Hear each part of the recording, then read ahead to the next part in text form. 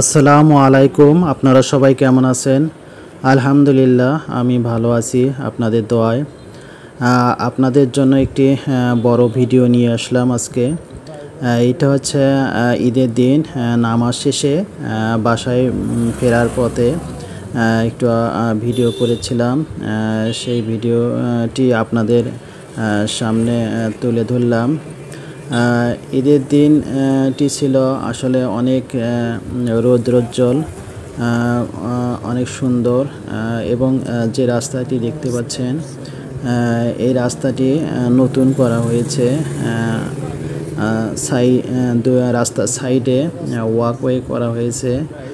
সুন্দর রাস্তাটি দেখতে লাগছিল। আপনাদের কেমন লাগছে জানাবেন। আসলে ঈদের নামাজ শেষে আমরা ছেলে হেঁটে হেঁটে বাসায় ফিরছিলাম। আপনারা দেখতে পারছেন যে অনেক লোক আমাদের কেন্দ্রীয় ঈদগাহ মাঠে নামাজ শেষে বাসায় ফিরতেছে।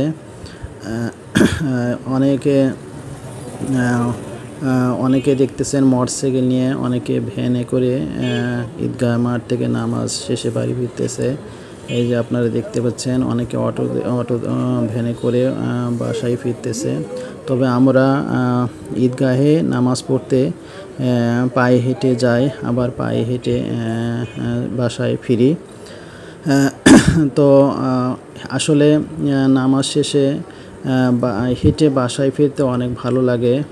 অনেকের সঙ্গে দেখা হয়, কথা হয়, গল্পগুজব হয়, খুব ভালো লাগে। এই যে আপনারা দেখতেছেন আমার পাশে আমার ছেলে, তবে ও খুব লাজুক, ক্যামেরা আসতে চায় না।